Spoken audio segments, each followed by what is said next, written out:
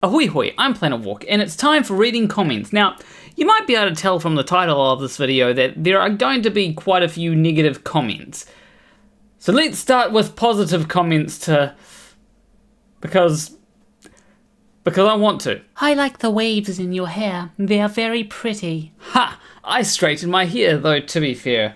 It'll probably become wavy again pretty soon. The word theorist really doing a lot of heavy lifting this last decade. I know, but the term conspiracy theorist rolls off the tongue a lot better and is far more well known than the term conspiracy hypothesizer. Though I do like that the term cooker is becoming a lot more popular recently, so maybe I just need to start using that and just completely stop using conspiracy theorist. The way say re-record over the first Doctor Who episodes. Does this mean that Doctor Who didn't begin in 1963? Okay, we can't have any moon landing deniers find this out, because otherwise they'll just jump on this next. Even the BBC wiped out videotapes of Doctor Who in order to— Shh! Stop it! The defining characteristic of satire or parody is humour. That is often true, but sometimes you run into the issue where someone will say something that's absolutely hilarious, but they're being 100% serious about it. It's kind of like, I don't know,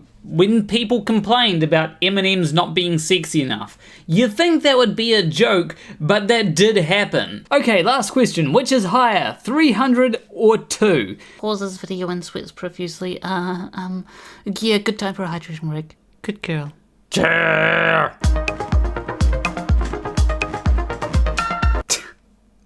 Why did I do that? I don't know. Hope you enjoyed. Demon plush trans your gender. I really don't think it was that. I think it was probably this. A shark. Me, it's been a minute since I've seen some flat earth stuff. Wonder what Planet Walk has been talking about. Planet Walk. This image does not have to be the sensual. What do you mean? I'm just holding a saxophone. It's not like I can play it well. My D's end up like E's. I don't know why. But hopefully I get better at it by practicing. A lot of people are telling me to learn Careless Whisper, but I don't think I'd be able to play that. At least not on saxophone. There is one instrument that I can play it on.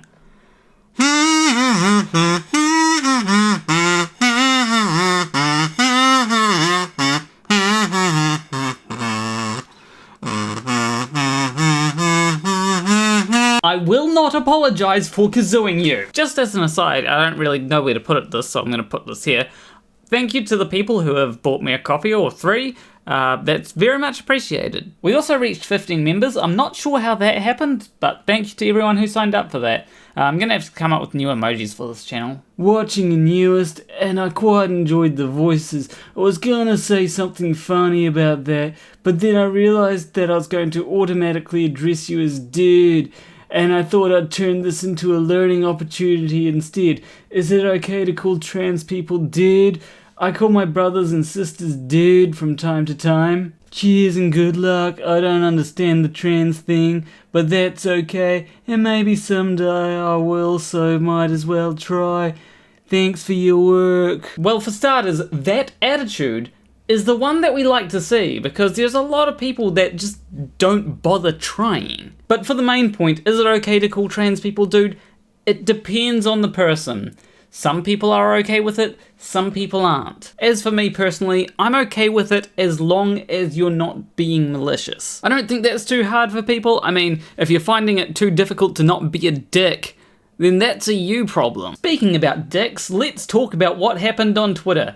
I will have more positive stuff, don't worry, but this needs to come up at some point. So for context, I was sitting here talking to someone, and we're talking about the stuff that happened to Alice. Now, I made a remark about how TERFs often define womanhood by how miserable they are. And after saying that, I thought, you know what?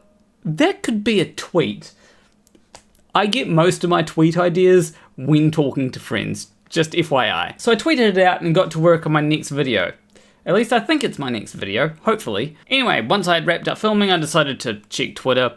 And it turns out that what I thought was a rather innocuous tweet had gotten a bit of attention. You see, a TERF had quote tweeted it and was ratioing the hell out of me. There were replies rolling in flaming me for daring to suggest that TERFs define womanhood by how miserable they are, even though I have seen that happen before. Look at this, basically saying, I've never seen a woman happy to try on a swimsuit. Women are never happy to try on clothing. It's miserable. And basically all of their comments are just saying that to be a woman you have to be miserable. And that is just a sad, sad take. But not only that, some of the replies to my tweet were proving my point. Whilst we breathe the same air as men, yes we are. You wouldn't get that because you are one. It's cause we get periods and menopause. Why the F greater than smaller than K wouldn't we be miserable? Done over, done over, done over, done over, done over, done over, done over, done over, done over, done over by men and women who've fallen over men. It's woman, motherfucker, not TERF. With that last one, I do want to say that I assure you, most women don't define womanhood by how miserable they are. You know, that entails being miserable all the time, and most women aren't. Nobody has the energy for that. It is depressing. If you are in a situation where you are miserable all the time, you should try to change that. Sometimes it involves talking to people, sometimes it involves making friends, sometimes it involves getting therapy, and sometimes it involves touching grass. And also, for that last one, not all women are TERFs. I don't know where you got that idea from. But obviously that wasn't the only type of response that I got. There were a lot of people that were saying, well, I don't define womanhood that way, and I'm aware that there are TERFs that won't define womanhood that way. That is why I put the word often in my tweet. There is also a point to be made about the way they talk about oppression, but that is too big of a topic for this video. Anyway, let's take a look at the tweet from the person that started this onslaught. Surely it's going to be very insightful and I'll have to change the way that I do things. Right? It's weird to me that 99% of the men who want everyone to pretend they're women actually hate women. So it seems like she's trying to imply that I hate women, but I don't. I'm trans. Why would I hate women if I'd rather be a woman than a man? Anyway, she managed to completely ratio me, probably due to the fact that she has like 19 times the amount of followers that I have and a red check mark. And it kind of reminded me of something that Emma Thorne said, where a lot of people will see someone that's wrong on the internet and immediately all go to attack them. And you know, I think that it is fine to correct people if they are wrong. That's what my channel is about after all. But I think that there is a difference between correcting someone saying, hey, you are wrong on this, to blasting them out to your entire audience so that your audience can go and attack a person. Obviously, I think that the following someone has should play a role. Like, if you are a 5,000 follower account and you're putting a 4,000 follower account on blast, I think that the difference there isn't that much. But when it starts to get to places like 10 times the following, you have to be careful. Now, you might say, well, don't you do that with your YouTube channel? And the answer is no. I don't link to the videos that I'm responding to unless I have specifically said, do not harass this person. And that's because I don't want people in my audience to go and harass someone. I may have very little control over this, but I do have a bit of control and take steps to try and mitigate that. Now, at this point, some people might ask, are you okay? And I am perfectly fine. I don't let this stuff get to me. So much of this was just white noise to me, I couldn't really just pay attention to it. So it's like, oh yeah, another person said a thing. In fact, I might have considered the criticisms more if there was less of it, because it wouldn't have been so incoherent. There is something that I am going to do that I feel like will have the same result, because I kind of want to know why it was quote tweeted. It might have just happened to be shown to someone that would do that, or maybe someone was looking for something to be mad at. Anyway, let's go over more of the responses, because there are some that I did want to show off. You sound like a woman-hating right-winger. No, those people are usually the transphobic ones, in case you haven't realized that by now. Can you be legally non-binary? I mean, given the fact that I am legally non-binary, the answer would have to be yes. Are they weirder than a man who calls himself a trans femme and makes awkward videos taking the piss out of flat earth reality deniers? So there was someone that responded to that, and I think their response was pretty solid. A person happily living their genuine self and ripping apart pseudoscience? Sounds pretty dope to me. They've got a point, you know, I can be trans and I can rip apart pseudoscience. These two things aren't mutually exclusive. Today in Euphoria, simple movements have made my boobs jiggle slightly. Nothing defines womanhood more than jiggly boob euphoria. The reason why that induces euphoria in me is because it's a sign they're getting bigger. Anyway, the funny thing about this is not the tweet, it's the fact that they made my tweet their profile banner. I don't know why they did that, but I live rent-free in their banner for some reason. Personally, not the best place that I've lived, but I'm there now. So if we're so miserable, why are you pretending to be us, eh? You do realize that I didn't say that I define womanhood as being miserable, right? That is something that you should understand by reading my tweet.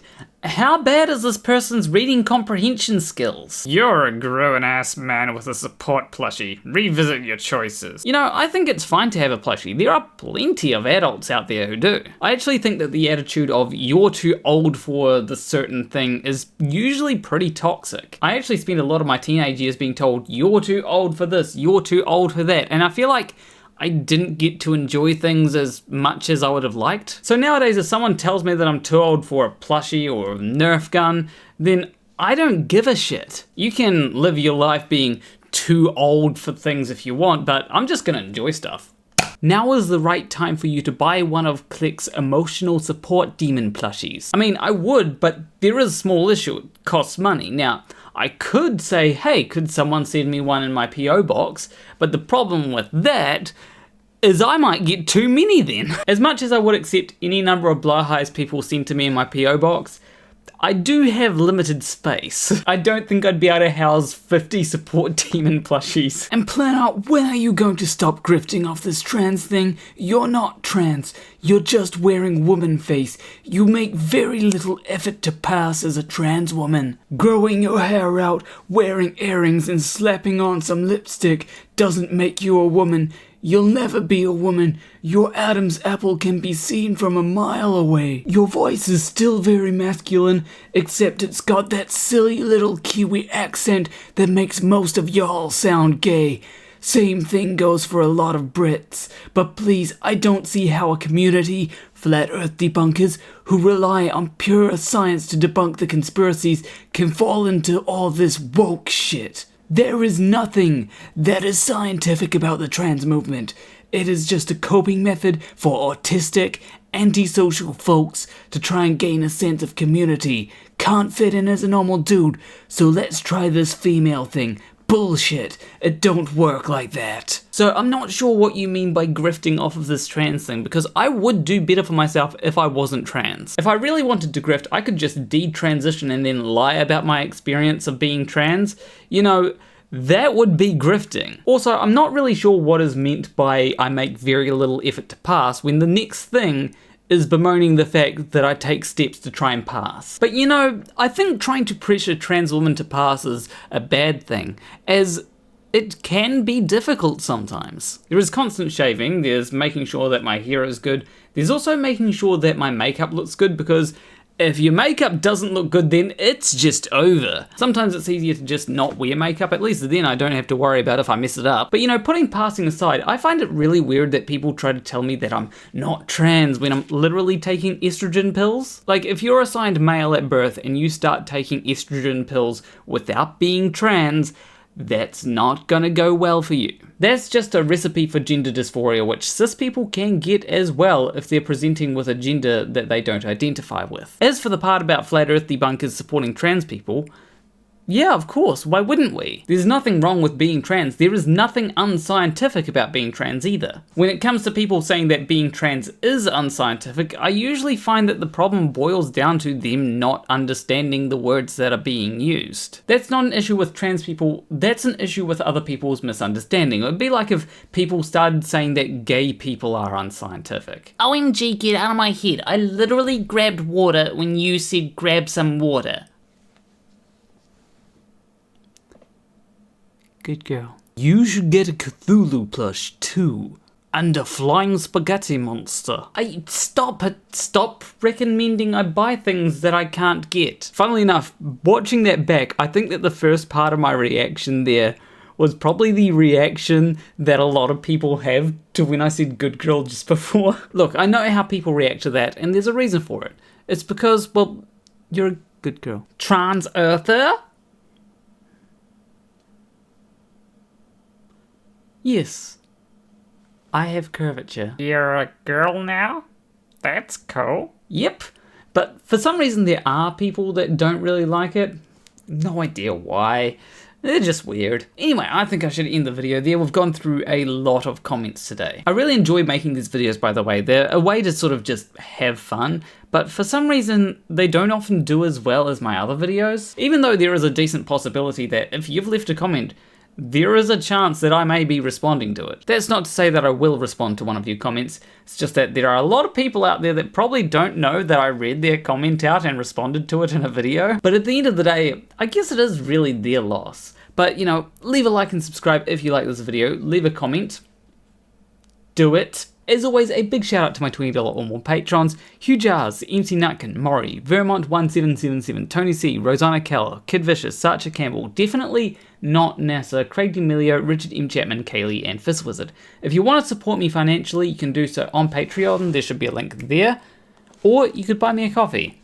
I will see you in the next video. Between you and me, good girl. You thought I couldn't do it again. Haha, I did.